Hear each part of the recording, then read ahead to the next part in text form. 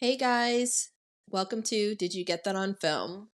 On this podcast, we deep dive into horror movies, and so it is full of explicit content as well as spoilers. Please be advised. Now, let's get to the show.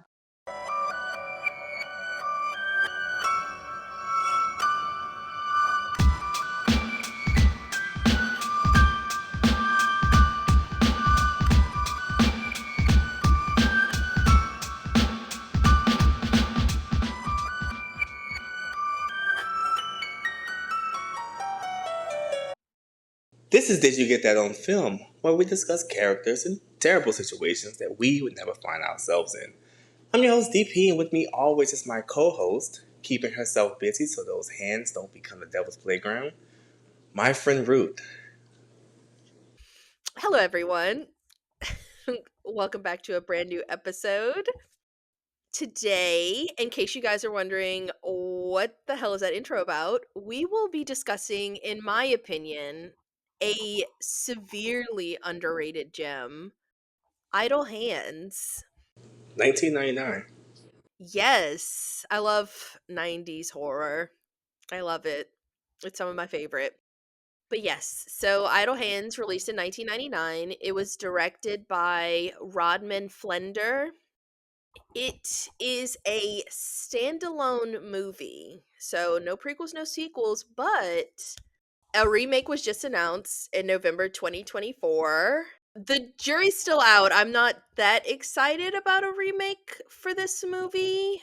My issue sometimes with remakes of old horror movies, like 90s horror movies, is I think that when we're going to go through it as we go through the movie, one of the things that really stands out about this movie is that it relies on practical effects, and I think that they're really well done, super well done for a 1999 movie. There's not like a ton of CGI, things like that. It was a great cast. It was young up and comers that are totally like household names now, but I thought it was a really good cast. And it's kind of like a gem of a movie, kind of like Serial Mom, where it's like, gosh, this movie is so good, but it didn't really get like enough play, in my opinion. But it's like really good. I think if people just took the time to like go watch it. And so in my opinion, it's one of those movies where it's like, I'm not entirely sure if a remake can make it better. Does that make sense? Oh, it won't. Okay. Because I know that we were talking about The Faculty in our Pulse Check episode, and we were like, well, The Faculty probably can use some updated effects. It's a really good movie, but it doesn't hold up as well as some others. I think this movie holds up really well, and so I guess my issue is that I don't see how it can be improved upon. And if you're doing a remake and you can't improve upon what already came out, I'm not necessarily sure that it's a good remake. I don't know if what I'm trying to say, but does that make sense at all? Well, when we discussed the faculty, what we said was this will be fine because the faculty is really just a invasion of the body snatchers. The concept is a concept that's been consistently remade and rehashed throughout years. Mhm. That's why we were like, oh, this will be fine. Mhm. Not just the spiders, not just Fammy Janky head on on that octopus. It was that was just like bizarre looking. Right.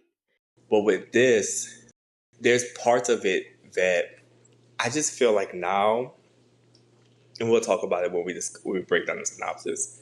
There's just concepts of it that are just too 90s. And like, for example, a big part of this movie is the lead character is like a 90s slacker. And I don't know how that would play out in a 2025-26 movie. All right. Because in this economy, we don't have that many 90s level slackers. You can't even have really like a lot of fun. You wouldn't be able to have the kind of fun that this movie has. Yeah. It might be okay, but I don't think that part's going to translate well. Yeah, I agree. Yeah, so it's being written and possibly directed. It's not Blumhouse, is it? No, so it's not. It's these young men named Billy Brick, who is an actor in movies like When You Finish Saving the World and Ghostbusters Afterlife. And then Finn Wolfhard, who you probably know, that name is, I think, a little bit more of a household name. So he's also an actor, and he's best known for his role in Stranger Things. And then he was like young Richie in It. He was also in the Ghostbusters movie. Oh, those two guys just wrote a horror movie Yes. that just came out this week. Yeah, no, you're right. So Billy Brick and Finn Wolfhard, they made their feature film directorial debut with this. It's a horror comedy, Hell of a Summer, which they also co-wrote together. So it premiered at the 2023 Toronto Film Festival, and then it is released in the US by Neon. So it'd be another Neon movie. So they're supposed to be helming it. I have not seen Hell of a Summer. I don't know what they are capable of. So I guess we'll just have to like wait and see. Yeah.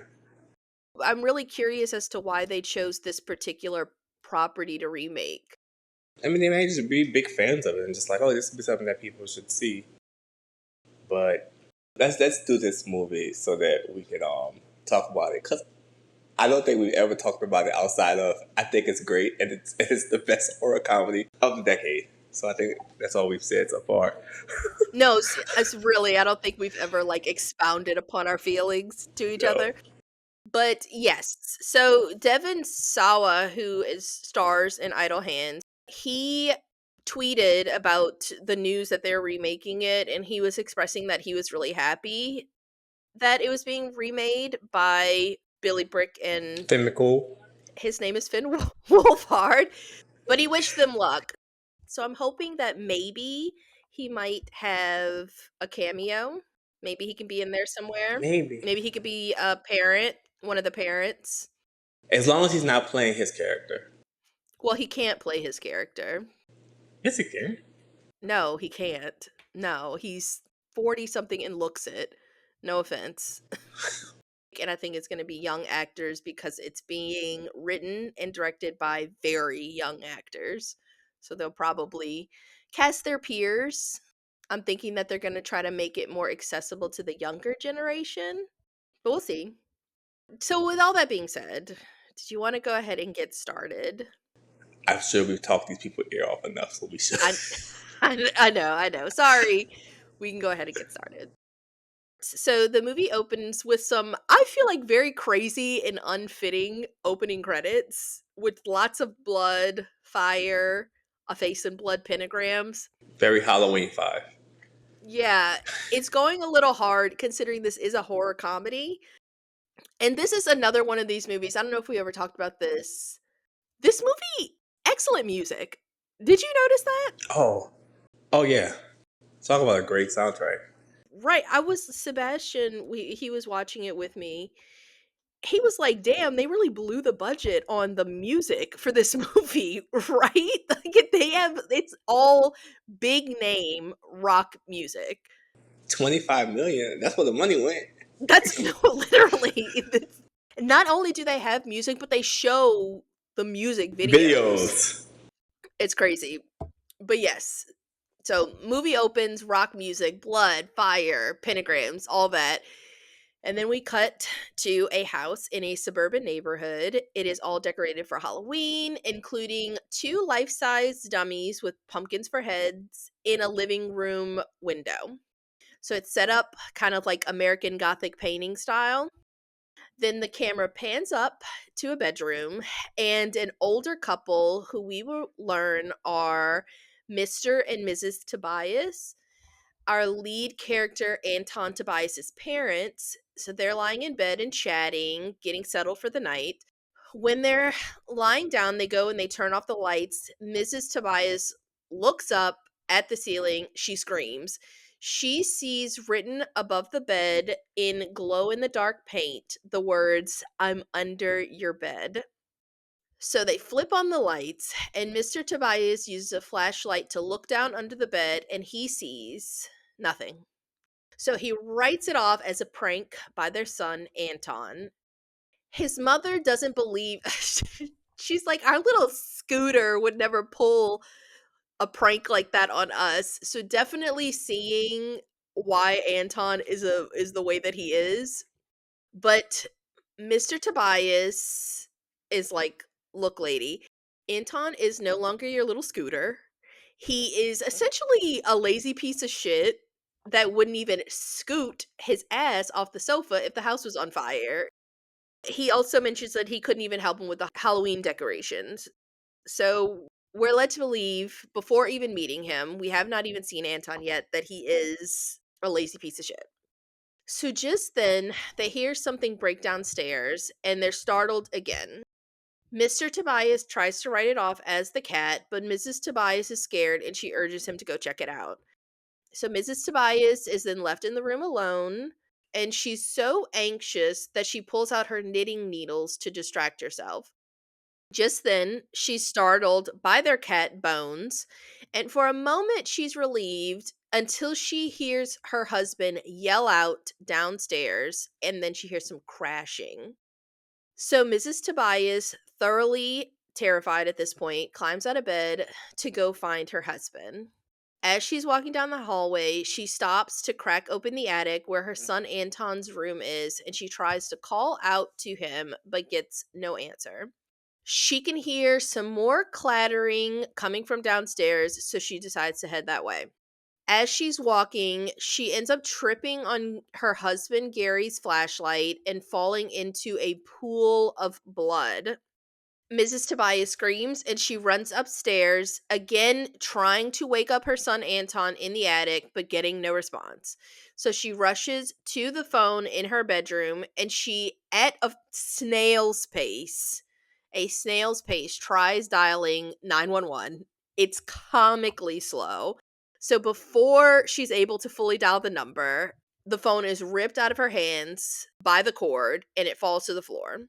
So she drops to the floor to look under the bed, and that's when an arm shoots out from under the bed, grabs her, and drags her under.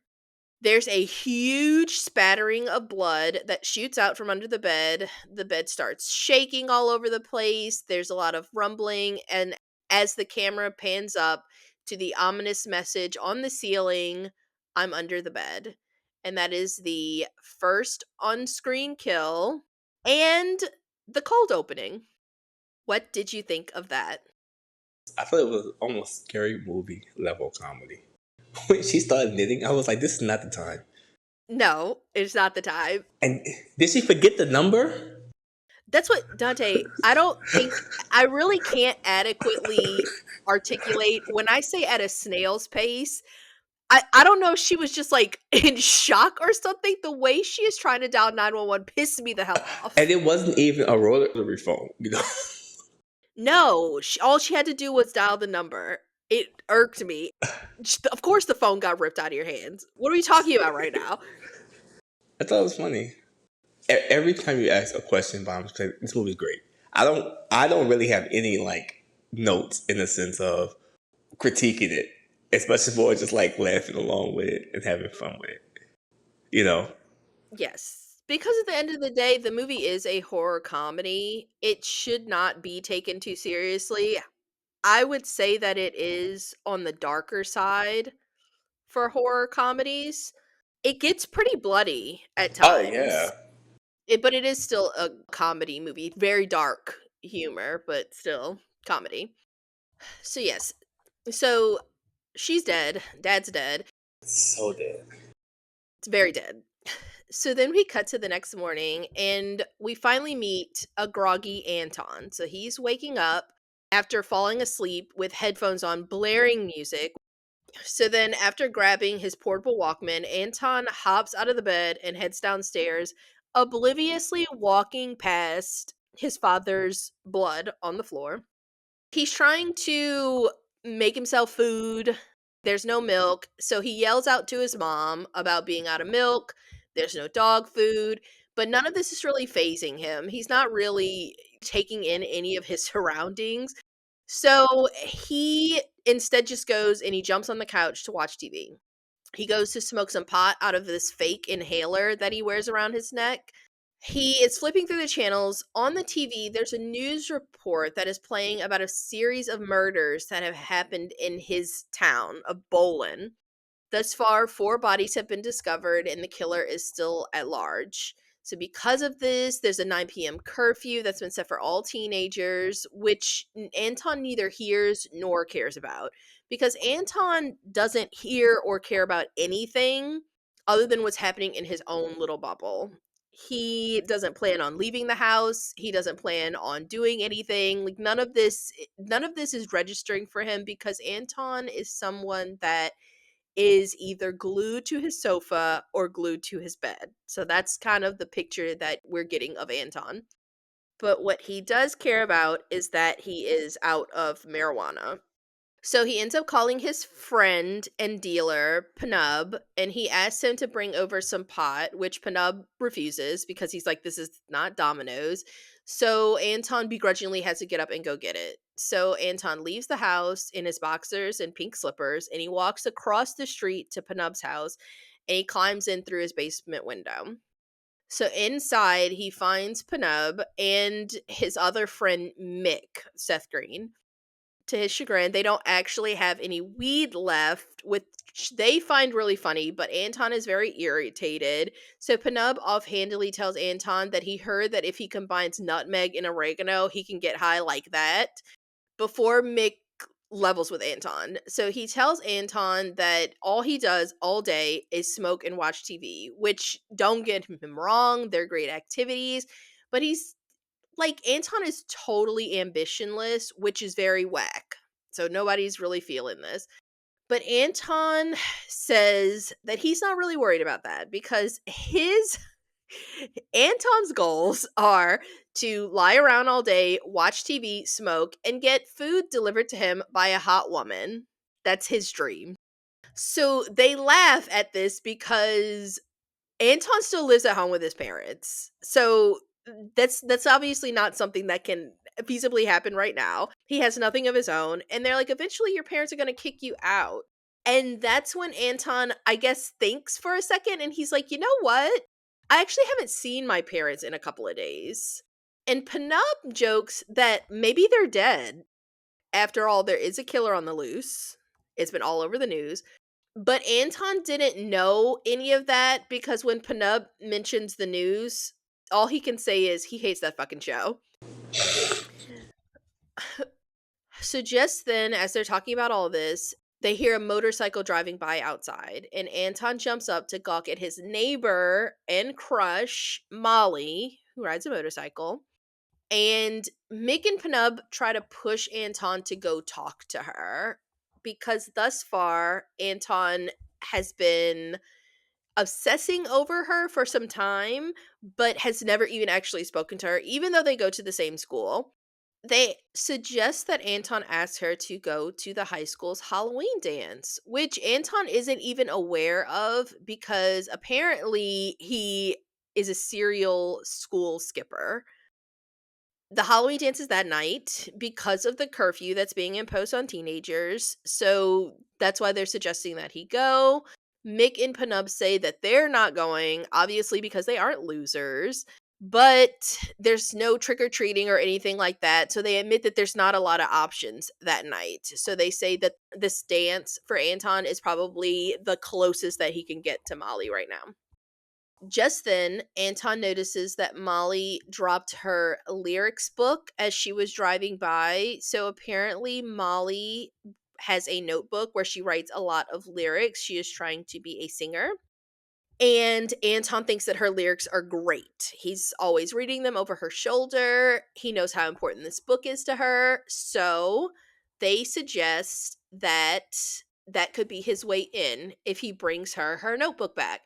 So Anton borrows some of Panub's pants and he heads over.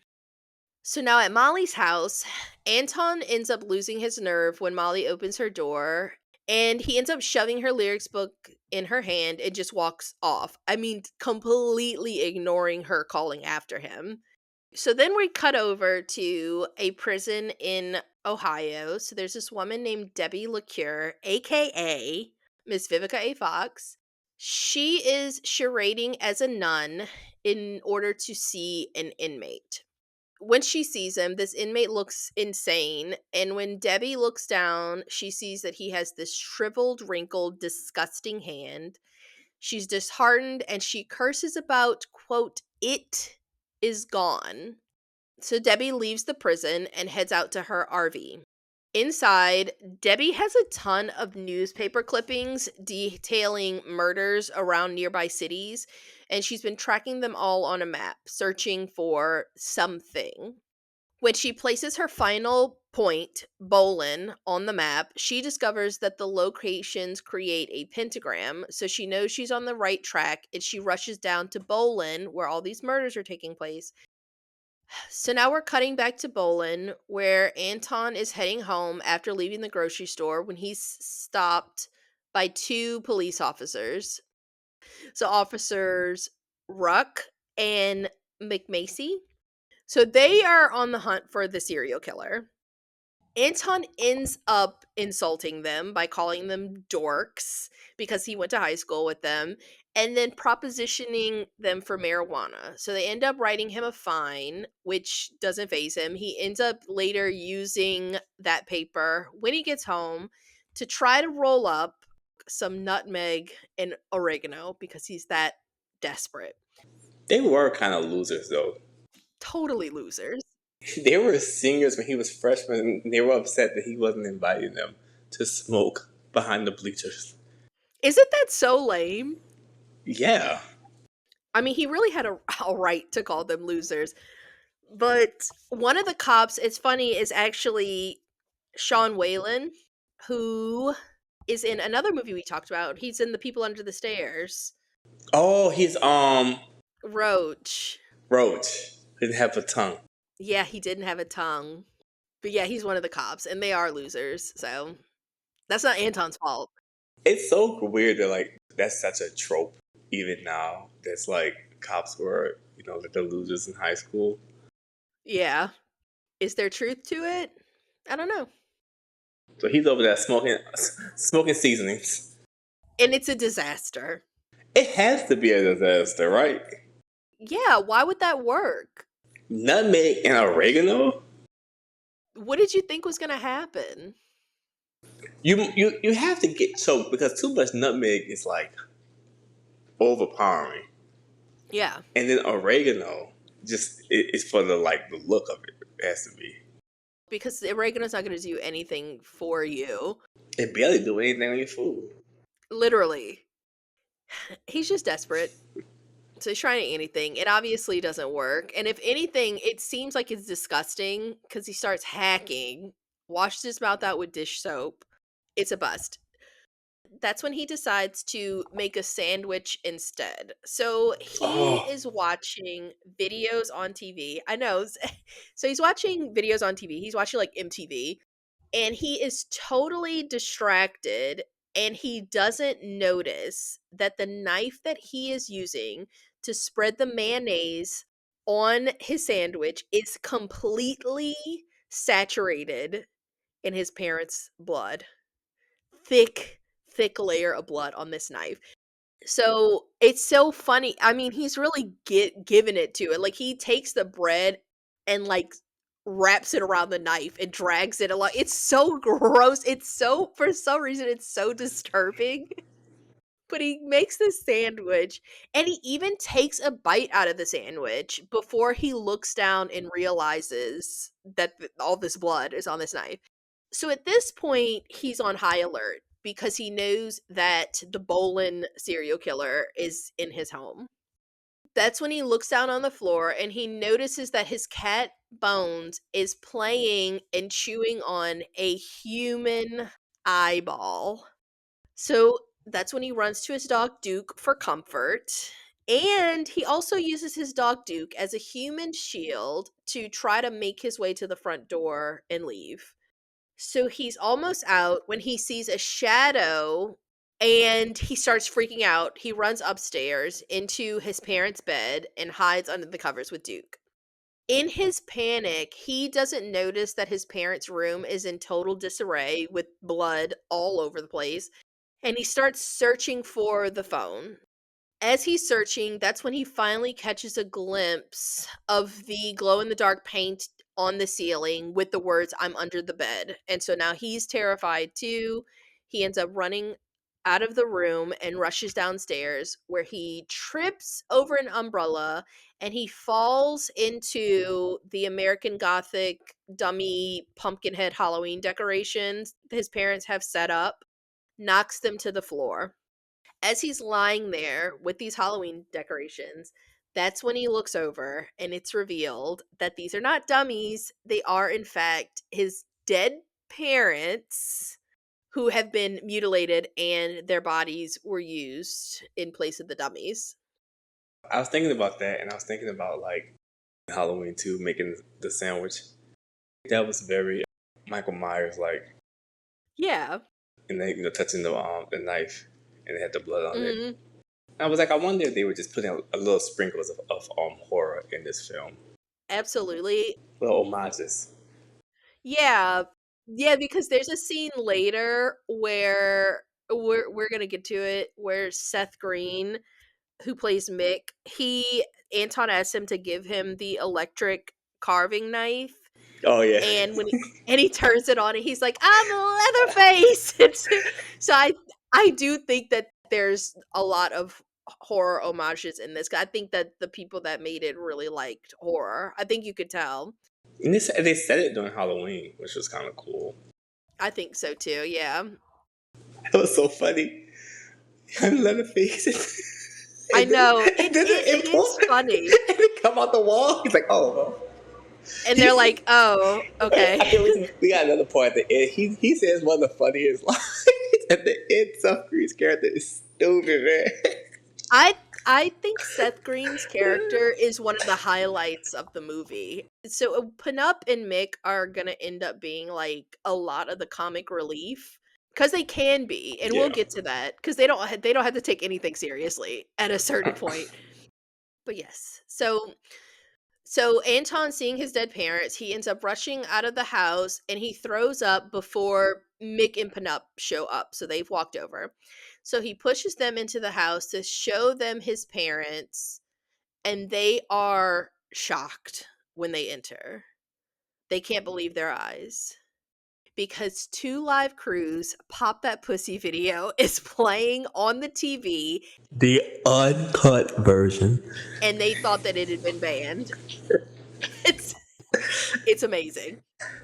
And then one of the funnest things about this movie is that we're also seeing it. We are also seeing the music like they show music videos in this movie, and I really like that. Me too. That's what we were talking about in the intro. It's like that kind of stuff. You can't replicate that in 2025, 2026 because people don't watch music videos. Yeah.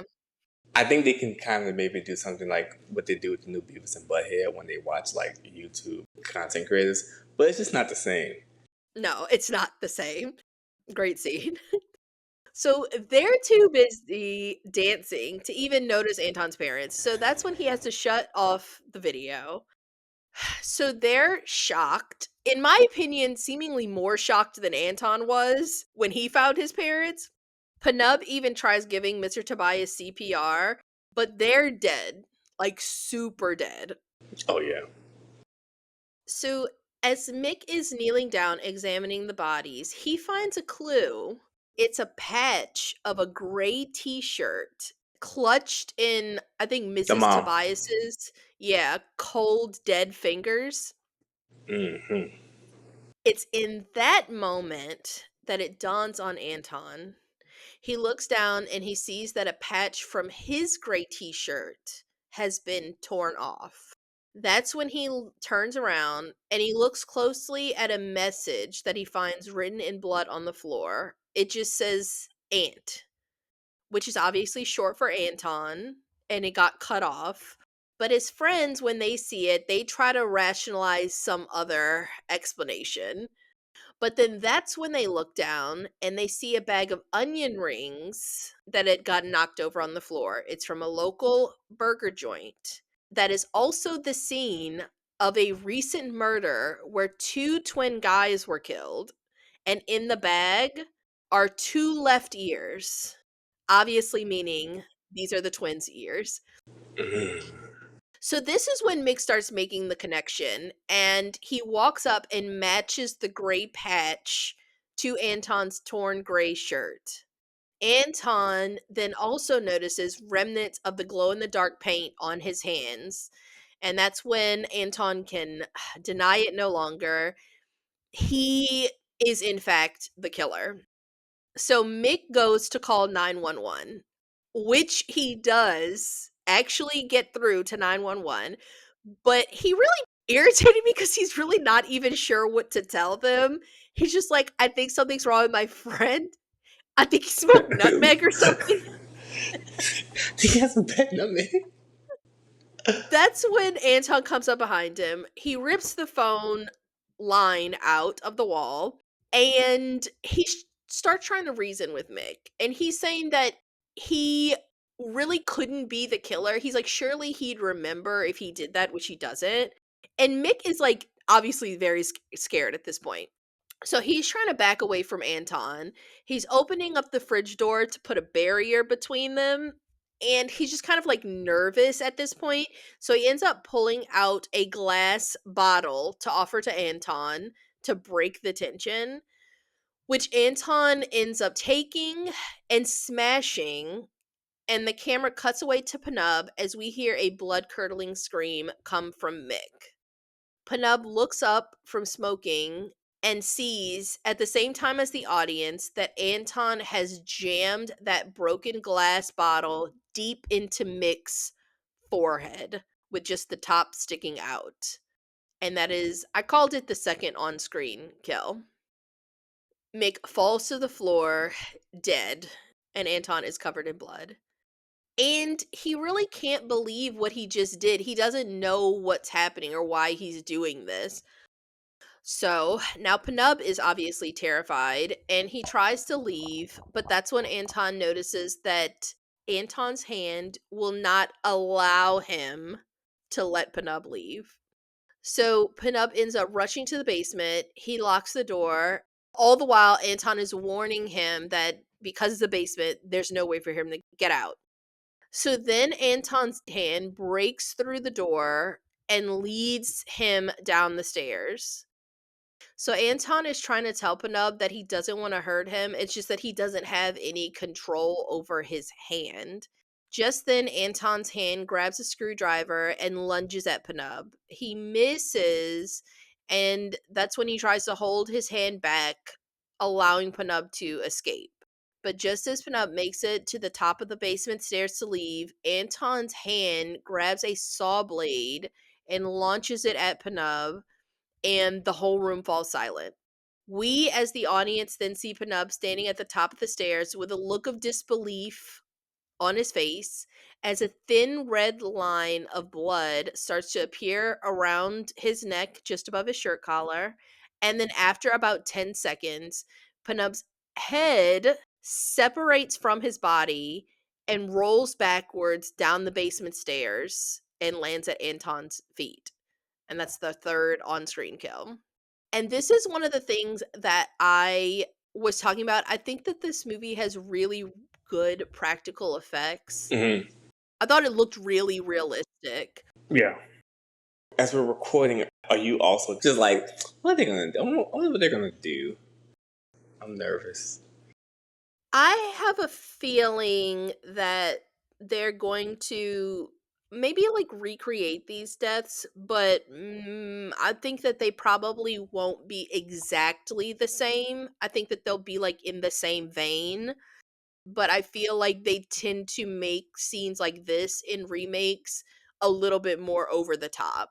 I'm thinking there's going to be like more blood. I'm thinking it's going to be a little bit more drawn out because it happens really quickly. Like Mick and Penub die in like all in all 60 seconds of movie time, you know?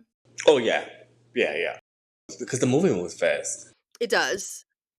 But yeah, no, the movie is very fast paced. It doesn't really have a lot of time that drags because the movie itself is only what, like an hour and 92 32 minutes. minutes. Yeah, A good 92 minutes. I love it. It is the perfect amount of time. I agree. So yes, so Mick and Penub are dead. Anton's parents are dead. So Anton is upset and he heads upstairs to sit on his sofa in disbelief. That's when his hand turns on the TV and puts on some spooky hand shit. It's just spooky hand horror. Anton's hand and Anton end up fighting over the remote because Anton doesn't want to watch spooky hand horror. He wants to watch cartoons. So Anton's hand is pissed and it ends up grabbing Anton's cat Bones and it whirls him around in a circle above his head and launches him out the window across the street to Molly's house. So Anton obviously he goes looking for him and across the street his hand ends up making him ring on Molly's doorbell, forcing Anton To talk to to her. talk to Molly. Yes. But good looking out, hand. That's what I said. Yes, his hand is a killer, but he's also kind of a wingman, right? Yeah. He's probably tired of being used. I know. Stop. Oh god. That's awful. But yeah. So Molly opens the door and surprisingly, because in my opinion, I said every time Anton comes on the screen, every time passes, I'm like, All you can think is, Antoine take no bath. Anton doesn't brush his teeth, no bath, he doesn't wash his feet. He's covered in blood. He never washes the blood off. I was like, Anton must be so stink funky. Like, you don't even see him brushes. There's no even like obligatory rinse of mouthwash. Like the morning scenes they do in the movies, but like the music's playing, they're like brushing their teeth real quick. Nah. We didn't even get that. He just woke up and he's just raw the rest of the movie. Antoine's gross. He's gross. But there's like other parts because like there's a part where Seth Green's character like he scratches his balls to sniff it. No, I think that they're all nasty, but at this point, Mick and Penub are dead, so I can't blame them. But I think like these kind of parts here, and we'll get to talk about it more like with Molly's character played by you already said it's played by Jessica Alba. No, we didn't. This is Dark Angel Jessica Alba. Yes. This is young Jessica Alba. Yeah, so this is very young Jessica Alba, and they definitely using her sex appeal. Yes. But I say that to say, like, you can tell, like, they were like, we want, like, teenage boys to see this movie. This is like a horror movie for teenage guys. It's very teenage guy coded. Absolutely. Yes. Yeah, so despite how he must be smelling, because remember, he's also been in a house with dead people. But despite all of that, Molly is feeling it. She likes Anton. So even though he's trying his best to warn Molly and to leave her house, she's not reading the room at all. She ends up inviting Anton up to her room for some strange reason. So they're in her room, and he is telling her about how he likes her lyrics, and she genuinely seems to be into him. Then, when her back is turned, his hand ends up reaching for a knife to stab her. He is able to settle his hand, but Anton at this point is like really trying to get out there. He's trying to warn her that he's dangerous, but Molly is being too flirty to care about any of that. So that's when Anton's hand aggressively grabs Molly's butt, which is the green light that Molly was waiting for. She is like, cut the small talk. Pop that pussy. Pop that. Exactly. She loves the confidence. So she pushes him onto the bed. So they start making out. His hand is getting super aggressive with Molly. It's like grabbing her by the throat. But this situation is too good for Anton to be a decent human being and leave to like spare her. So his solution is that he ends up taking Molly's bedrobe and he ties his arm to her bed, which Molly loves. She is feeling that shit because she's like, wow, you are kinky. And she likes that. So again, Molly is really not reading the room. Everybody in this situation is being led by their privates, except this hand that is desperate to kill this girl. So they're canoodling on the bed for a while, and things are going really well, but that's when Molly's parents get home, and he has to rush out because she says, so first of all, okay, for some reason, she gives him this nickname. She starts calling him Baby Snakes. Don't you think that's weird? No, because it's written like she's all about him. There's no like arc of her having to kind of like him. No. You know, he's not even trying hard. He got to the house and he was just like, let me grab your ass just like it's on. Exactly. And for the rest of the movie, she is about him. Which is so incredibly unrealistic. She is into him, and I don't know why. I don't know either. So she calls him Baby Snakes. And she says that her parents might take offense to some dirty, bloody boy banging their daughter. So it's not even that she's not aware that he's covered in blood.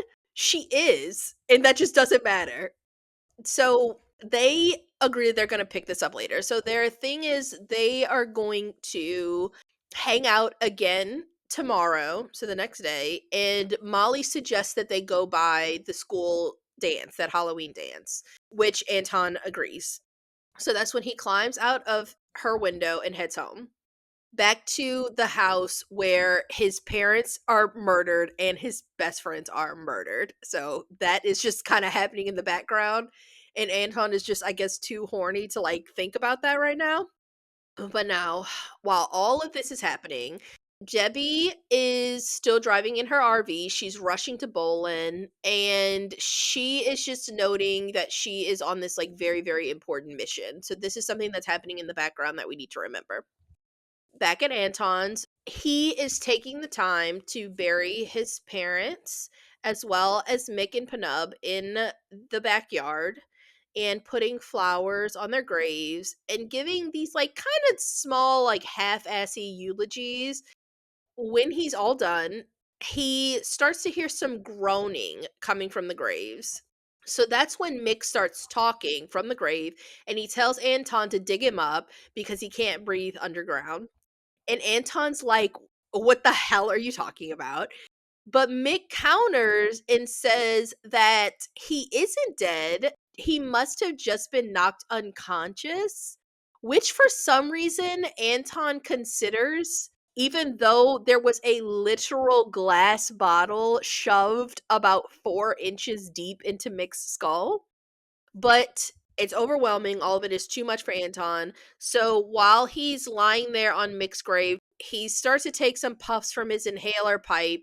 But that's when Mick, who isn't having it anymore, his arm bursts through the ground and it grabs Anton. Anton pulls away, and that's when Mick is able to completely pull himself out of the grave. So Anton tries to run and grab the shovel to hit Mick, but that's when Penub's arm bursts up from the ground and grabs the shovel instead. So they both angrily walk towards a terrified Anton before Penub's headless body hits Anton in the head with a shovel, and Anton falls to the ground unconscious. That's when we cut to the next morning.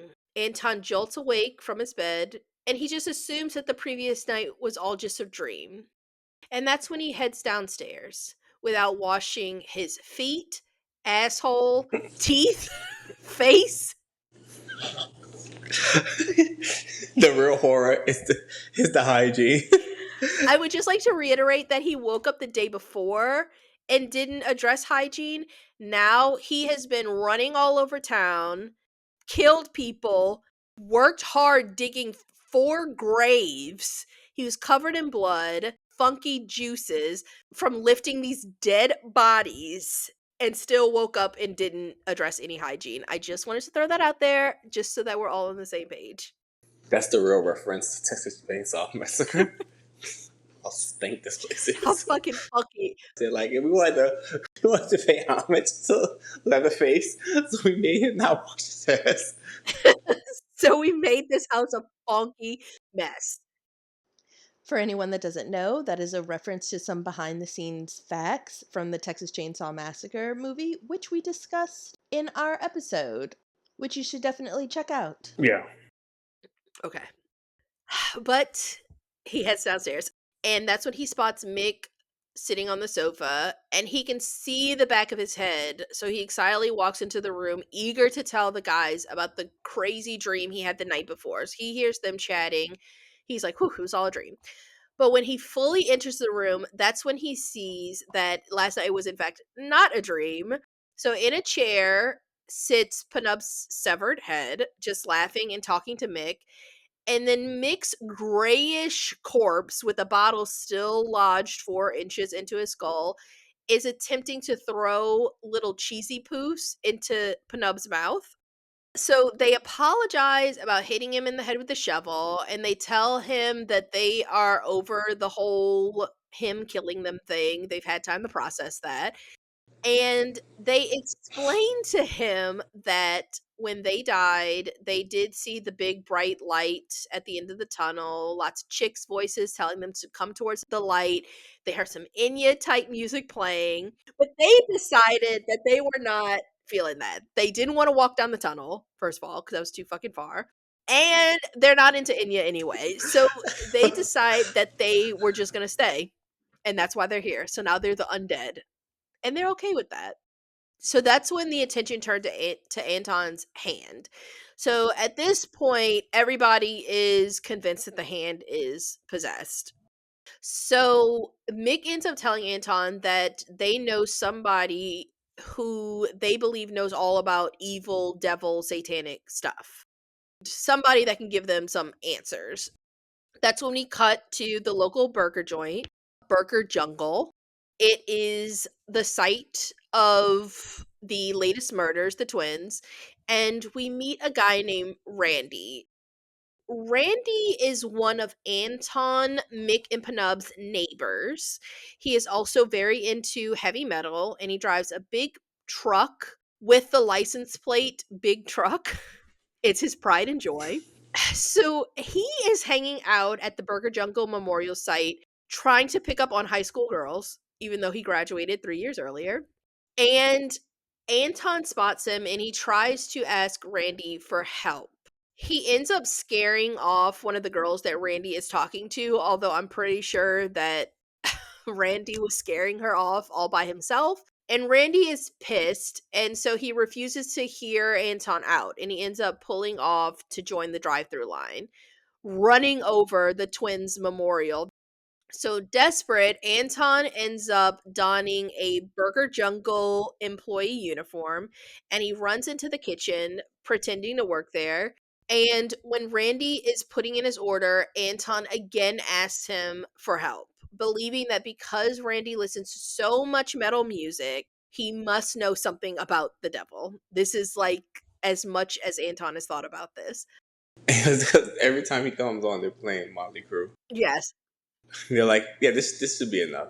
This will really show them that this guy absolutely knows about Satan. Because nothing says devil worship like Motley Crue. Exactly. I didn't even think about this until I was watching it. Anton, like Anton LaVey. Yeah. I'm pretty sure they did that on purpose. On purpose. Yeah. Yeah. Anton LaVey created the Church of Satanism. Yeah. He was like a musician himself too, but yeah, he was a Satanist. And I'm almost 100% sure that that's why they gave him that name. Yeah. But yes, so when Anton tells Randy about his hand, Randy's best advice for Anton is to keep his hand busy because, quote, idle hands are the devil's playground. Anton takes that very literally. Yes. So Anton heads back to his house and he's sitting and watching music videos with dead Mick and Penub. And he starts to knit. And this is his solution to keeping his hands busy.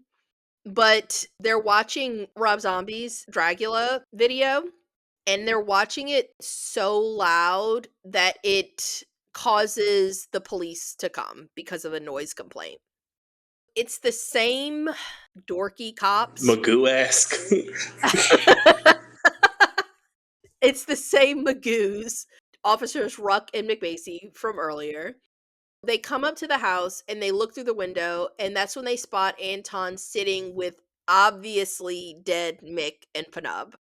And that's when they realize that he must be the Bolin serial killer. So they bust into the house to arrest him all alone so that they can get all the glory. All the gory, as I'll call it. Oh, I like what you did there. Because, yes, obviously, this is not going to go the way that they're intending. Once they're inside, they're shook because they find that Mick and Panub are dead. That is true. They're talking. But yeah, they're also really not dead at all. So once the cops see this, they're so startled that one of them ends up shooting Panub in his severed head. So at this point, Mick and Panub are over it, and they're suggesting that Anton just killed these cops. I was like, what? No, it's pretty dark, but they're annoying. So he's like, just kill him for the bullet in Panub's head, and also, so Anton doesn't get thrown into jail. Oh, yeah. But to Anton, jail sounds like a great deal right now because he's like, okay, if I'm locked up, I can't hurt anybody else. So at this point, he starts begging the cops to arrest him. And the cops are willing to oblige, but first, they need Anton to drop his knitting needles. This whole time, Anton has been furiously trying to knit in order to keep his hand from killing anyone. They end up going back and forth for a good 30 seconds, just back and forth, with them telling Anton to put down the needles and Anton just insisting that they cuff him. Just cuff him. He can't put the needles down, just cuff him. Until finally Anton's hand, and we as the audience have had enough. And Anton ends up taking a knitting needle and he jams it through Officer Ruck's head, like straight in one ear, out the other. Oh, my God. Yeah. He then takes Ruck's taser and he tases McMacy in the face until he is fried and he falls to the floor, dead. And that is the fourth and fifth on-screen kills. That scene is it's just a scene. It's not literal. He was like, no, I'm going to do it. And then once he kills him, he's like I said, I told you. It's just a scene. Right, yes, that's Seth Green. Because once Anton heard from Randy that Idle Hands are the Devil's Playground, he put literally zero more into researching what's going on with his hand. He tried nothing else. He was like, I'm just going to knit for the rest of my life, and that's going to solve this issue. And Seth Green was like, that's not how that fucking works.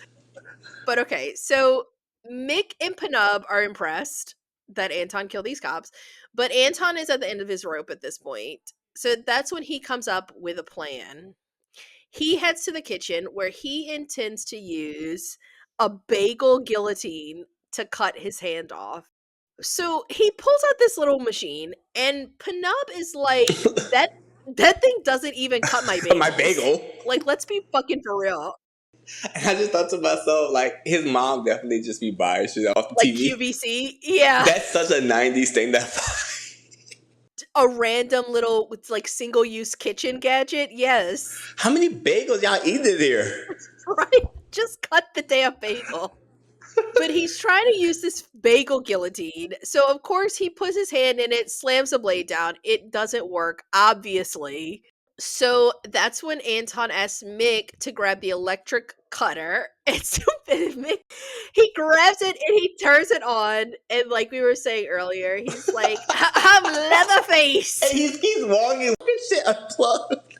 And yes, and he's charging towards Anton with it, and it unplugs, and the mood is totally killed in the room. But okay, so that's when Anton decides, enough fucking around. He's just going to use a meat cleaver to chop off his hand.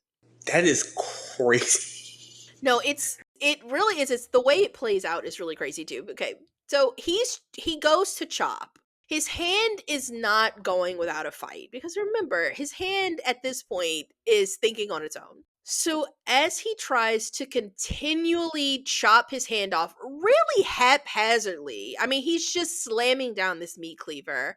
That's when he finally asks Penub to use his severed head. So he puts his hand in Penub's mouth and asks Penub to bite down to hold his hand in place, and that finally works. He slams down the meat cleaver. Anton's hand is successfully severed. But I was like, that's really insane because it's not just his hand. It's high. Like it's a lot of his It's his forearm wrist. too. Yeah, he cuts, in my opinion, too much off. I was like, you probably could have been okay if you just cut, I don't know, all the fingers off. Cut your hand in half so you couldn't use it. No, he cuts up all up his forearm, but it's gone. And Anton's left with this crazy looking bloody stump. Like, you remember when we did Candyman 2021? Oh my god. He's like, I'm on some other shit now. I was watching.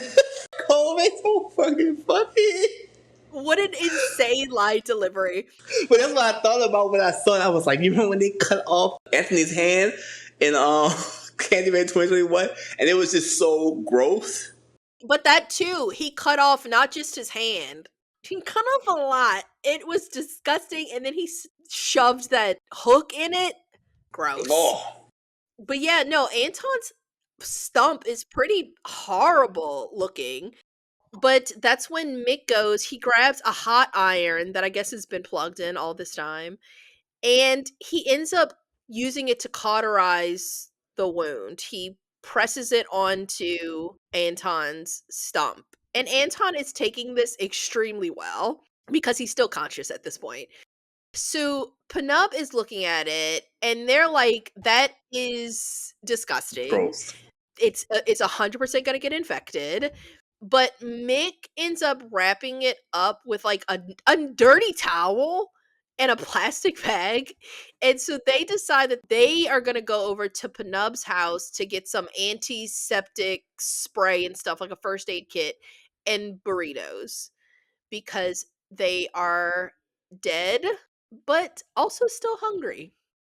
So they fuck off. They leave.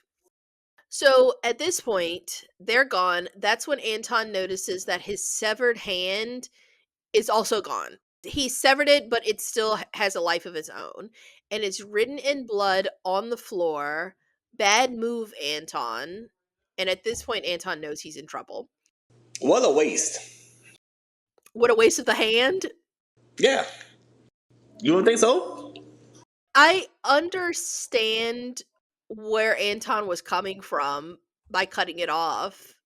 And yeah, I guess technically he is handless, and there is still a killer hand out there, so his problems aren't really solved. I can kind of see where his head was at, and why it might feel like a little bit of a relief to have the hand gone. And then also in his mind, he's probably like, how much damage could a severed hand actually do? Did he not see Adam's Family Values? Because Sting was doing a high-speed chase. Apparently not. I don't know what, but Anton at no point in this movie thinks At all. Yeah.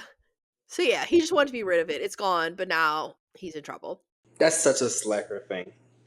It's such a slack. I'm just gonna cut it off. That's so crazy. Okay, so sorry. Okay, yeah. So just then, Molly shows up at Anton's door because remember, they had a date. They're supposed to be going to the Halloween dance. So she's there. She's insisting on coming in. He yells to warn her to stay outside because he doesn't want her to get attacked by the hand. Anton ends up himself getting attacked by this hand, and they get into a fight back and forth before Anton ends up throwing the hand into the microwave, locking it inside, turning it on, and frying the hand up a good bit. There's a ton of blood, an explosion of blood all over this microwave, but he leaves it there. What that smell like? The hand is really disgusting at this point. It's so gross.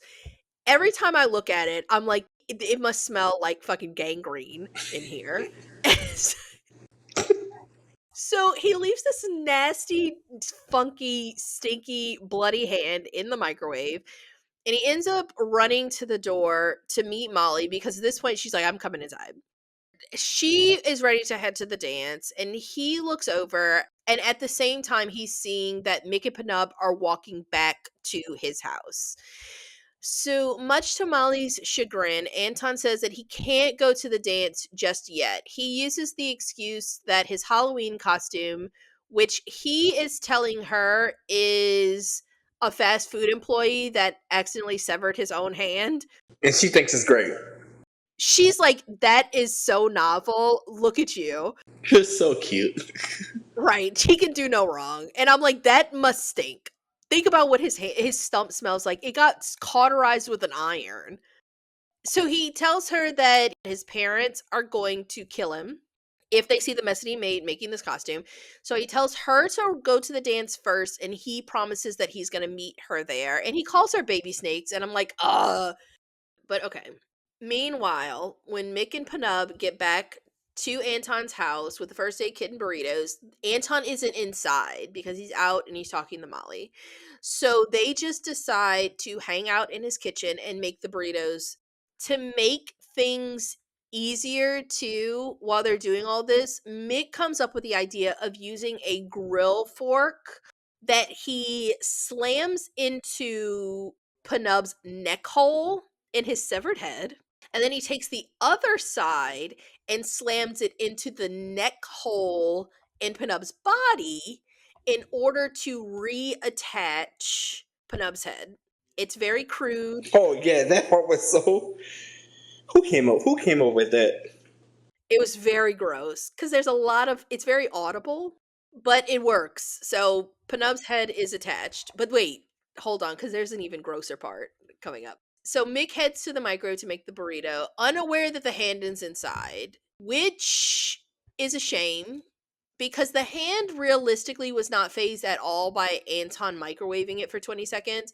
So when they open the microwave, the hand pops out and crashes through the window, leaves the house. It's gone. Ain't it wild that it crashed out that window, but it couldn't crash through that microwave glass?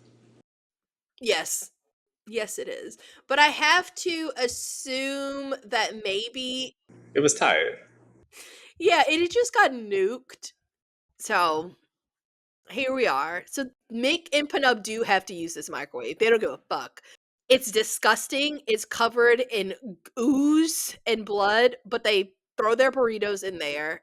But Panuck is like, hey, maybe we should clean it. And then Mick says, yeah. And then maybe we should just clean the whole house after. It's not a problem. Yeah, he's like, I didn't make this fucking mess. I'm dead.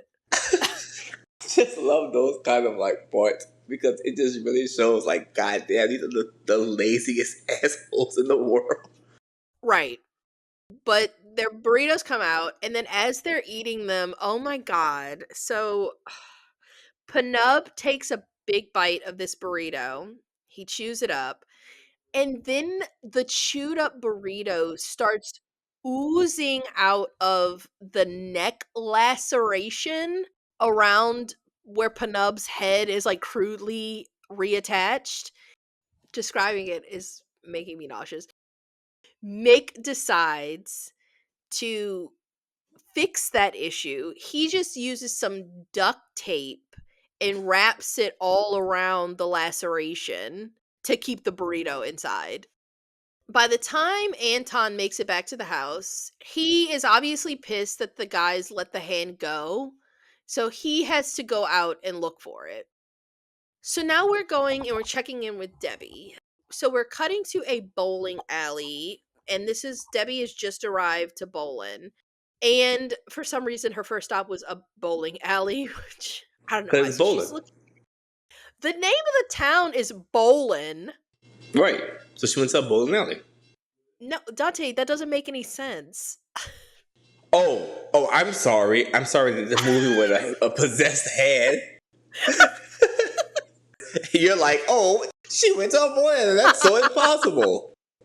This motherfucker have a pitchfork up its neck. And you're like, oh, this bowling alley is so impossible. Touche. I guess the town being named Bolin is just as good a reason as any why she heads straight to this fucking bowling alley. But while she's there, she just so happens to run into Randy. So this is Randy, the Motley Crew listening, Devil's Playground, Ford truck driving neighbor. So Randy is immediately digging her because, like, who wouldn't? This is also Miss It's Vivica A. Vivica Fox. Fox at 99. What are you talking about? Yes. So she is that girl. She comes in and he asks her to sit and have a beer. Thinking about it, between the Two Live Crew, Jessica Alba, Vivica Fox, these little white boys had jungle fever. They sure did. I thought that too. I was like, what an amazing progressive film. But they sit there having a beer. That's when Randy, he wants to know what brings Debbie to Bolin. So Debbie lays it all out.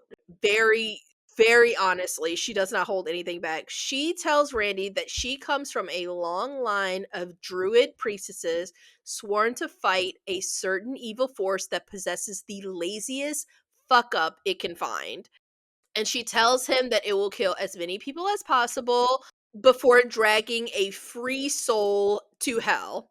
And to his credit, Randy is not dismissive at all. And I was like, I love a king who listens.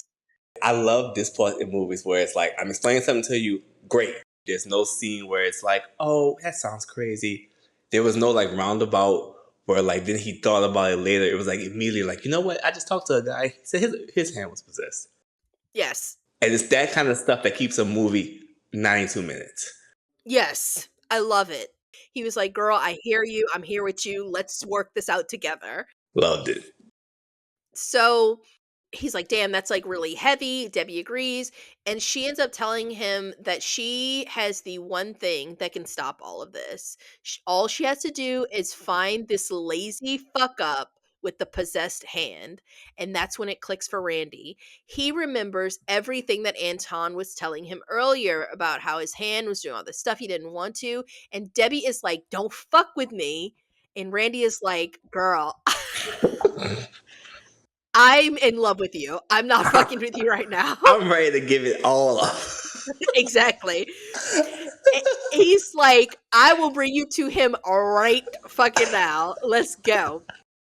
So they do. So they hop into Debbie's RV and they speed off towards Anton's house. Now, one thing I didn't mention is that Randy was here with two friends. They decided to head to the school dance. So they fuck off and Randy heads to Anton's house with Debbie. So meanwhile, at Anton's house, while searching outside for the hand, Anton finds a note left in blood written by the hand that just says, "She's mine." And Anton knows exactly what the hand is talking about. And he decides that he needs to head to the dance. So Mick, sensing how stressed all of this is making Anton, tries to convince Anton to just take some time, chill for a second, and smoke. Forget about the hand. Mick is like, you cut the hand off. It's no longer your problem. But surprisingly, former lazy fuck up stoner, dirty Anton says no more. And he ends up throwing down the weed and he says that he is done with all of that. And I love a fast and quick under an hour character arc. 32 seconds into his speech, Big is like, okay, kill it with the Costa shit. Yeah, he's like, we don't need a fucking speech. He's like, if we gotta go, let's just fucking go. But yes, so Mick cuts all that shit short and they head out. And I love it. I love it. Boom, boom, boom. Let's get this shit over with. So when they're heading out, Debbie pulls up just as the guys are running across the street to take Randy's big beloved truck. Debbie is running to catch them because Randy obviously points them out and he tells Debbie, like, do not let them take my truck. And Debbie's like, I know what I'm doing. So she runs up behind the truck to get their attention. But because the music in the truck is so loud, because remember, that's Randy's whole personality, he listens to loud, heavy metal music. They don't hear Debbie running up. And so they end up throwing the car in reverse and hitting her with the truck. She flies back like 30 feet. So, not realizing this, they just head off and leave Debbie there lying, presumably dead in the streets. It isn't until Randy puts his mouth on hers to give her mouth to mouth that she wakes up, because even death couldn't save her from Randy's nasty ass, funky ass, what she calls barf breath. So she had no choice but to wake up to stop that shit. Meanwhile, while all of this is happening, the hand is heading to claim more victims. It's heading straight to the dance. At the dance, in the parking lot, the hand ends up running into two teens. So this is Tiffany and Curtis. These are actually Randy's friends that he was with at the bowling alley. They are in their costumes, their Kiss costumes, and they're making out in their car. After untying Tiffany's shirt to get some obligatory boob shots, Titties. yes, Curtis ends up fondling her boobs, and he starts to like head down south. Beat around the bush. In so many words, yes. But he's doing that, and neither of them notice for a good 30 seconds that while Curtis is fondling her boobs, there's also now this sickly gray, dead, disgusting hand that has also popped up to fondle Tiffany's boobs. When they do notice, Tiffany starts to scream, and the hand ends up grabbing her by the throat and starts to strangle her and ultimately breaks her neck. Curtis tries to escape, but the hand ends up grabbing him, slamming his head into the glass. There's blood, and then we can't quite see what happens to him, but there's this huge spray of blood, chunky blood that splashes all over the windows. It's like a pulpy mess. The hand kills him, explodes him. So it's a sixth and seventh on-screen kill. Just then, Anton, Mick, and Panub pull up into the parking lot. They end up finding Curtis and Tiffany's bodies, confirming that the hand is in fact at the dance. Now, inside the dance, I thought this was cool. I would like to know how much they paid for this. So the actual band, The Offspring, they are performing in the movie at this like Halloween dance. I still can't believe that this movie wasn't more popular than it was, because I feel like they really pulled out all the stops. It really flopped, honestly, because of when it came out. Yeah, no, I'm sorry. You're absolutely right. Yeah. It came out April 30th, 1999. Right. April of 99, for our younger listeners, was the month of the Columbine high school massacre. Right. It came out just 10 days after, actually. They didn't even do a red carpet premiere. It's just so messed up because this movie is so goddamn good. I agree. And we're going to get to like why all of that is a thing in just a second. But yeah, so I just thought that it was very cool that they paid for the rights to like, have Dracula on the TV and pop that pussy on the TV. And then they paid to have Offspring there, and they're performing. And then they do two songs, and Mhm. they do one of their songs is a Ramones cover. I mean, Money to Blow. Exactly. Exactly. And you can just tell that a lot of time and care and funding went into making this movie something really special. And I just wish that this movie had come out like a year prior. Yeah, even 2 months prior, Right. because it flopped. Well, yeah, it sucks because it's like people that weren't alive at the time probably can't even comprehend, because it's so tragically common these days. But the country stopped for a long time. Like it really arrested the country. Like we were watching the news of this and people were in shock. Couldn't believe it. And there was a lot of fallout after the events of Columbine. which rippled into the entertainment industry. It rippled into music. 100% it rippled into movies because people started looking for places to lay the blame because people just really could not believe that two kids would be capable of doing something like this. So that's when people really started to examine violence in movies and music, hyper focusing on just like violence in entertainment.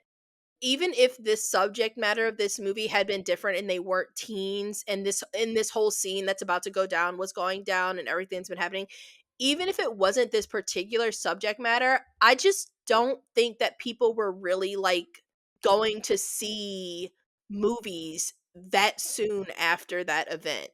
You know what I mean? Oh no, well, 100%. I mean, it was just people just really didn't think that that kind of stuff would happen at like that kind of school. Right. So they had to blame somebody. Ain't gonna sit there and blame themselves. So they were like, Marilyn Manson, it's got to be you. It's got to be you. Sorry. But yes, so back to the movie. So okay, so Yeah. the offspring is there, they're performing. Molly is dancing with her friend Tanya when Tanya spots Panub and Mick, and she is super into their quote unquote Halloween costumes, which is really just them being dead. And she asks them to dance, which Panub agrees to because he is on a mission. Anton asks him to go find Molly to keep her safe. But he's like, I don't see any reason why I can't also hook up with this girl while I'm trying to find Molly. And in his defense, it was her friend, so they were all together. Yeah. But then for some strange reason, because I guess they wanted to add another kill into the movie. Because wasn't this random as all outdoors? It's so fucking random. But we cut to the school's principal. So we're in Principal Tidwell's office. He is on the phone with who we will learn is a phone sex operator. And after like arguing with her, asking to speak to her supervisor because of a miscommunication with his credit card number, they end up having the most bone dry, unsexy, awkward phone sex I've ever heard in my entire life. When the hand ends up crawling up his leg and essentially rips off his penis. I don't know, you don't like see it, but it comes out of the zipper part, and then there's like this huge spray of blood, and he's dead. And that's the eighth on screen kill. I think this also falls under like one of those things where you're making a movie for like teens, and it's like, yeah, the principal is such a pervert, or like just like the principal has to go for no real reason Yes, aside than just the authority figure. I agree. Yes. So Anton hears the principal scream and he rushes to his office where he finds him dead, having bled out, but no hand. So the hand has sneaked off into another room and it is using a pencil sharpener on all of its fingers to sharpen its nails to points. So as Anton runs out to continue his search, he runs straight into Debbie, who's arrived at the dance with Randy, and she explains to him very briefly that she can stop what's happening to him. And he's like, "Oh my god, thank you. How?" She simply says, "You have to die." So she pulls out this big druid dagger and she starts trying to go to work. And she realistically kicks his ass. I mean, she kicks Anton's ass to keep him from running away. So now her and Randy are taking turns beating the shit out of Anton. But just before she stabs him, Anton is able to show them that he isn't a host anymore because he cut the evil hand off. It's gone.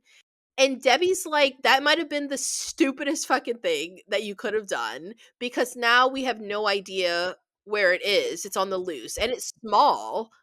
Anton's like, yeah, I kind of figured that out at this point. So he's like, let's just try to find the thing and save my girlfriend.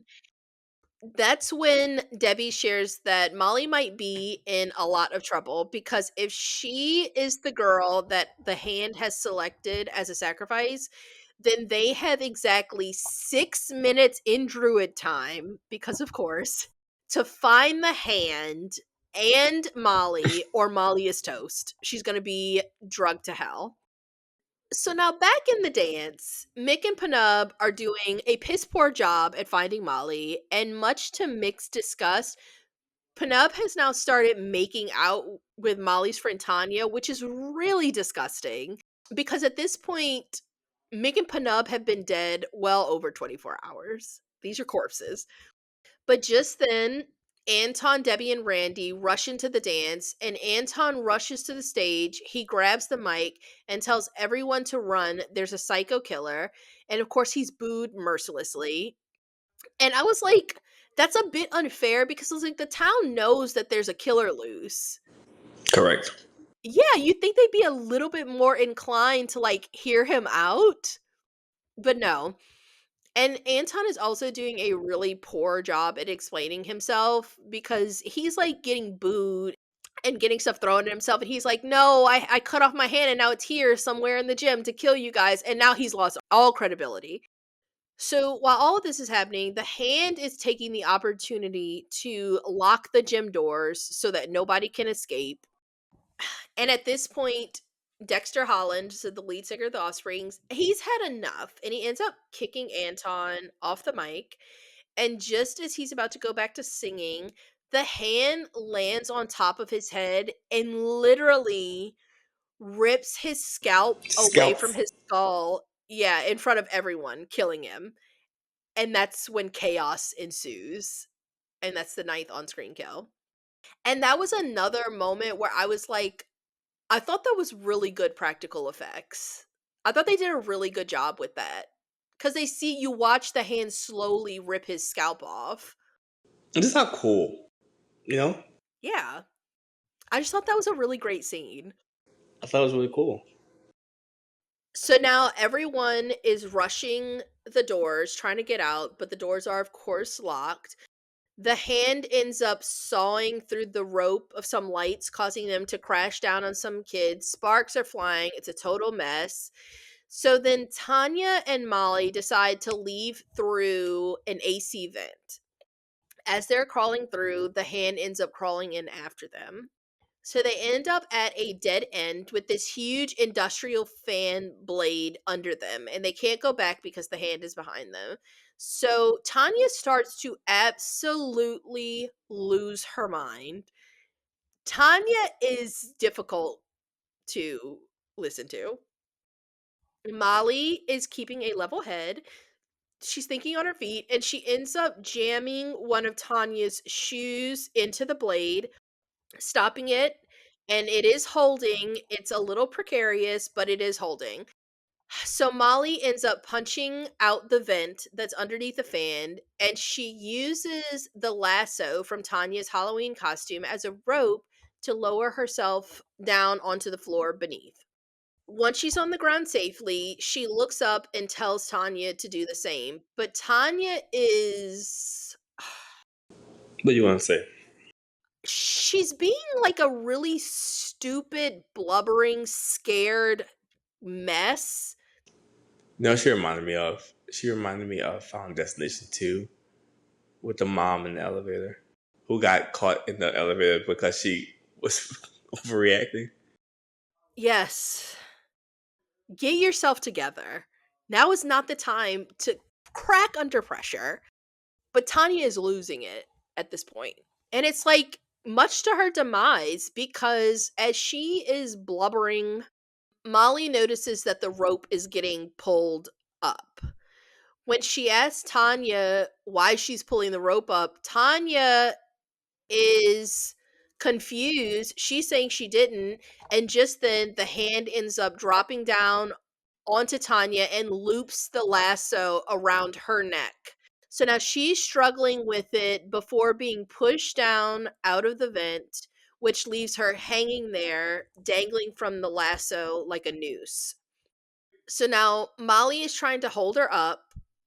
so she can get the rope off of her neck, but it's no use because the hand ends up pulling Tanya's shoe out of the path of the blade. And once this industrial sized blade starts spinning again, the lasso spins with it. It ends up getting wrapped around the fan, and it ends up yanking Tanya up into these blades, shredding her. And we as the audience can just see this blood spray everywhere. Tanya is left in chunks, and that is the 10th on-screen kill. And it could have been avoided if she just would have fucking locked in, focused, and got out of there. But it can't be a final girl. No. So now Mick and Panub, who are trying to find the girls in the vent, they end up coming across what's left of Tanya, and it's just liquids. Liquids in the remnants of her devil costume. So Molly now takes this opportunity to run away, and she ends up getting knocked out by the hand. So we're cutting back to Anton, and he's not far behind when he enters the room with the hand. The hand ends up climbing into some hand puppets and starts beating Anton's ass. This hand is giving Anton a run for his money. Ultimately, Anton is able to trap the hand inside one of the hand puppets by stepping on it, but he pulls a fucking Tara from Terrifier, and instead of just smashing the damn thing, he starts yelling at the hand, "Who's your daddy, bitch?" like a fucking idiot. When does it ever benefit you to ask somebody who's their daddy? Don't gloat.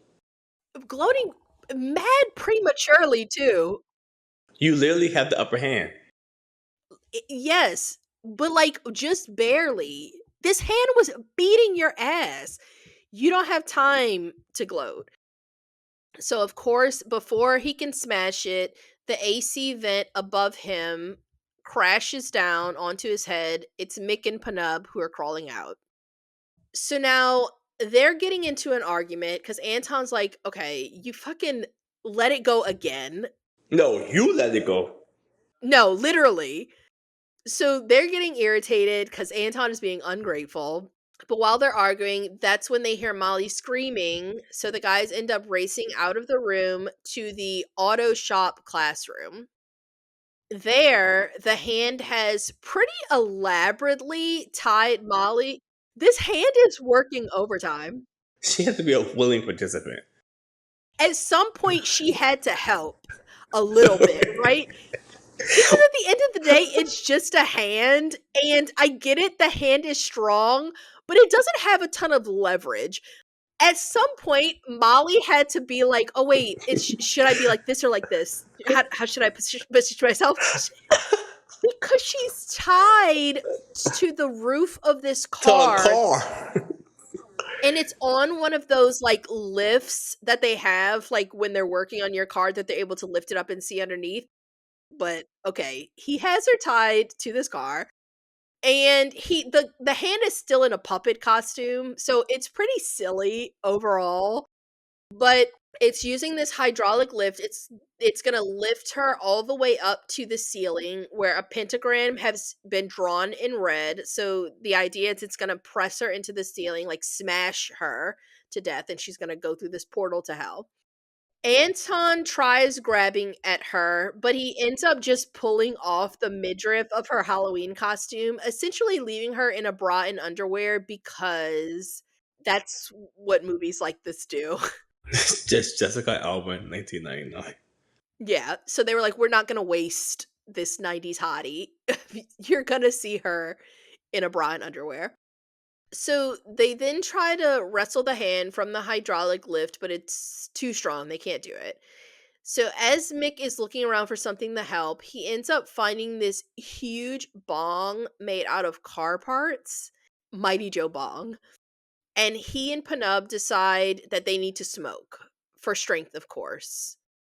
So this gives Anton an idea. So he ends up taking huge hits from this bong, and just when Molly thinks that he's being a slacker and smoking with his friends, it turns out he has a pretty good plan because he blows the smoke into the hand puppet that the hand is inside of, filling it and causing the hand to get so high that it passes out just as Molly is about to be smashed into the ceiling. Once on the floor, Anton runs to find something to help get Molly down, but just then the hand springs up and flies at him. But just in the nick of time, Debbie comes in, and as we know, she's a master with knives. Bill always said he never seen a woman with a straight edge work as hard as Debbie. It's true. Well, she ends up coming in, hurling this knife, her druid dagger, at the hand, and impaling it right into Mick's chest. Debbie's like, damn, I'm sorry. But it's okay because obviously Mick is already dead. But just then, the hand starts to shake a little bit before poof, it vanishes, leaving everybody kind of underwhelmed. No explosion, no hellfire, nothing. The hand is just gone. And all I could think was Beatrice was lucky. So for anybody that doesn't know, these are Kill Bill references because Vernita Green is supposed to be an expert in knives. And Vernita Green is obviously played by Vivica A. Fox. Excellent movie. Absolutely excellent movie. I can't wait until we cover that one day. Bonus episode. For the sake of doing it. Just for the sake of talking about it. Okay, but yes. But yes. Okay, we're almost done. Sorry. So Hand is dead. So now Debbie's job is done. She and Randy leave for some ritualistic sex. Breath couldn't be that bad. It couldn't be that bad. So now Anton uses the dagger to cut down Molly. They, of course, start making out, and they end up standing underneath the lifted car. Never. They probably saw this, and they were like, oh, he'll be perfect in Final Destination.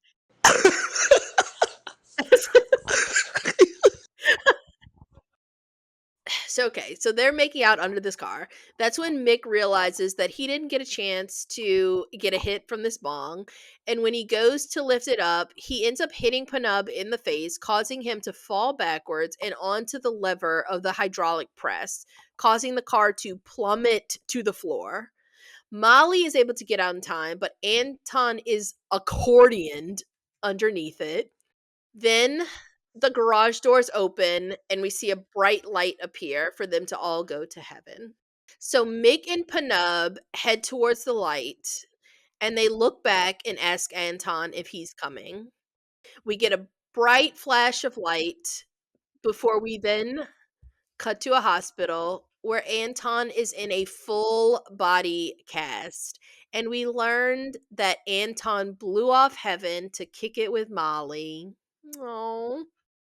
So as he's in the hospital, Mick and Panub appear. They are his new guardian angels, and they have a heartfelt little moment where he thanks them, and they leave to go to the snack machine, turning out the lights on their way.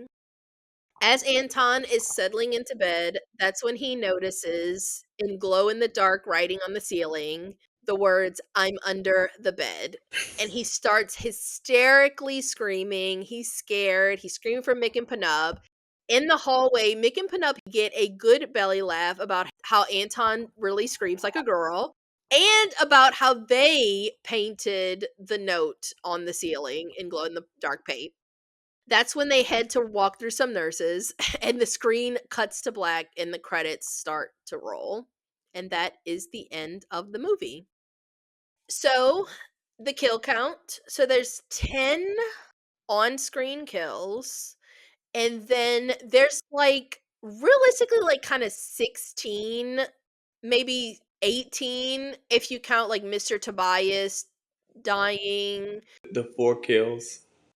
Well, I'm not counting those, but they have all those kids that got crushed by those light fixtures in the gym. I didn't even think about that.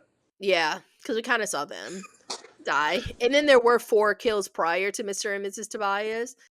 So yeah, but 10 on-screen kills. Lots of bang for your buck. Yeah, no, I mean, and when we say kills, there's some good kills too. Like these are some good gory kills. So, Rotten Tomatoes. Oh my god, don't even get me fucking started. No, they're really abysmal. So it has an 18% critic and a 58% audience score. So then IMDb, it has a 6.2 out of 10 with 48,000 reviews. And then, like we were talking about earlier, so this movie had a $25 million budget, but it only made $4.2 million at the box office. So it was a certified flop, unfortunately. But it would go on to become a cult classic. So that's why we're here talking about it today.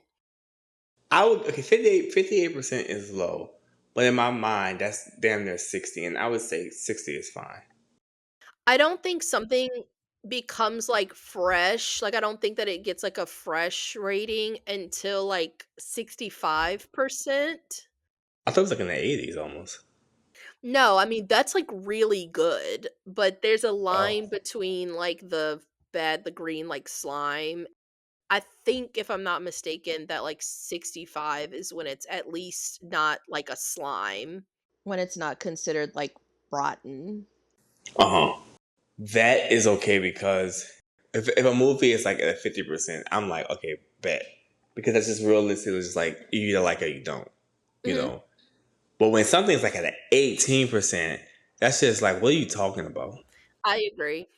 You know, like what are you like? That doesn't even make any sense because it's not shot poorly. You know, the camera work is not bad.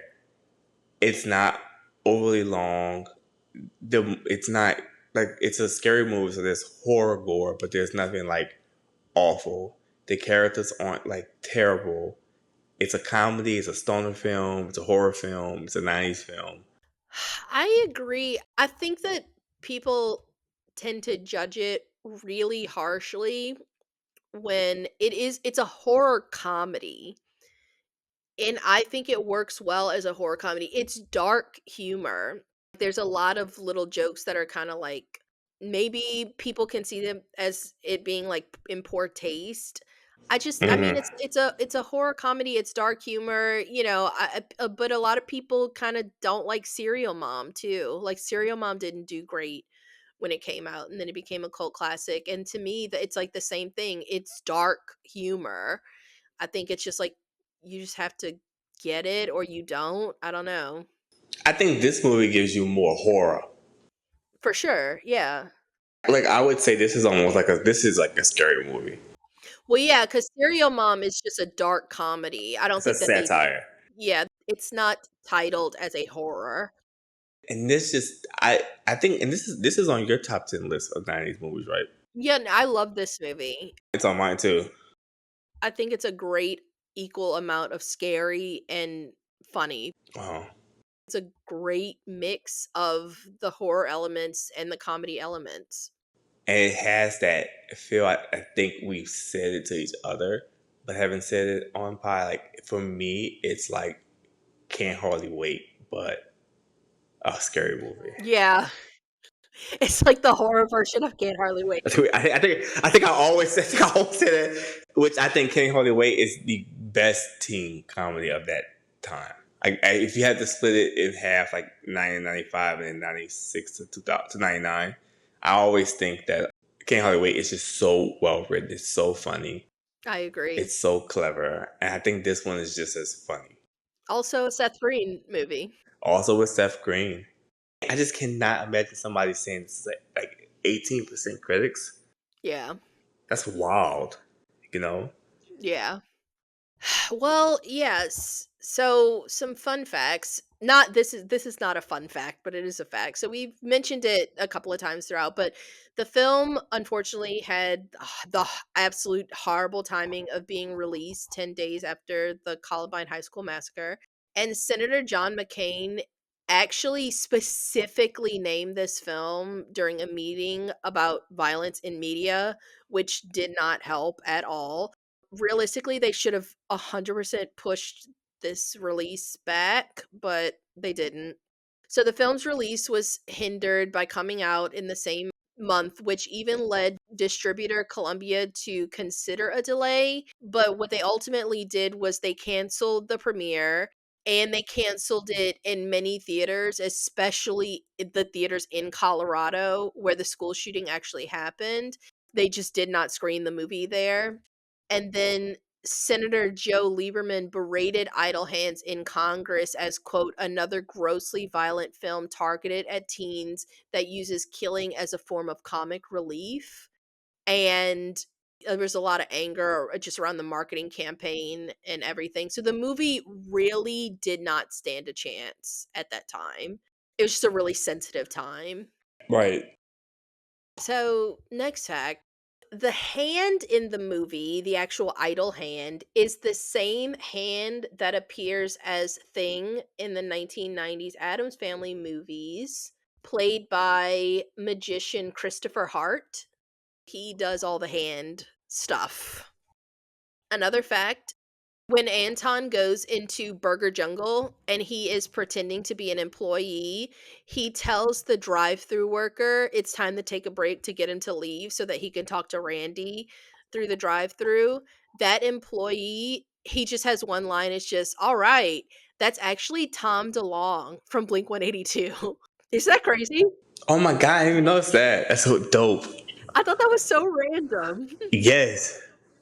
Again, this movie should have done so much better than it did. Maybe they should have pushed it out to Halloween. This was a Halloween film. Yeah. So, another fact, so the school gym where the Halloween dance is held is the same gym that was used for gym scenes in both the Buffy the Vampire Slayer movie and Jawbreaker, which was also released in 1999. Love Jawbreaker. Also, love Jawbreaker. I really want to do that one too. I think that one's great. I wonder if people want to listen to that one. I think Jawbreaker has a cult following now. I think they'll want to listen to it as much as they'll want to listen to this one. Okay, yeah. We'll see. So, yes.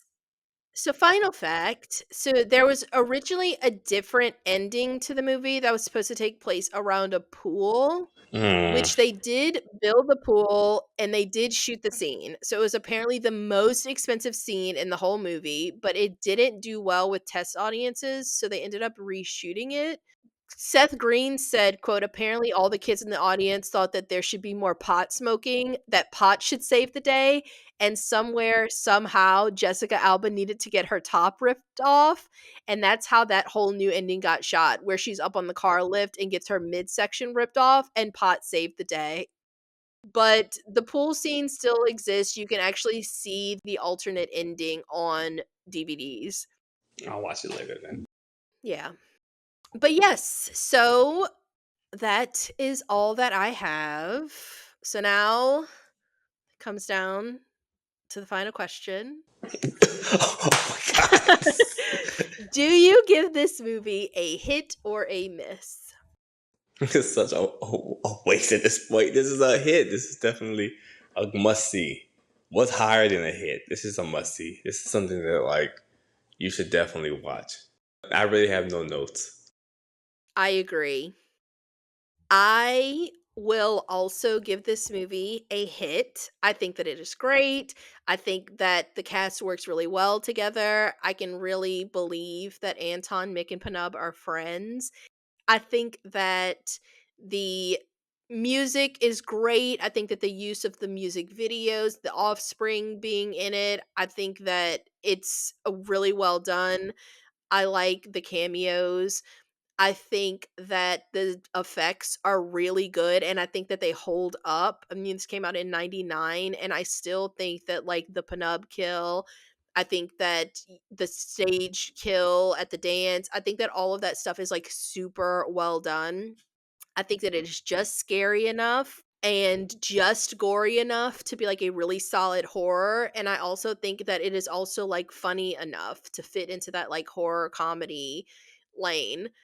And I feel like I don't know, I just don't know what you wouldn't like about it.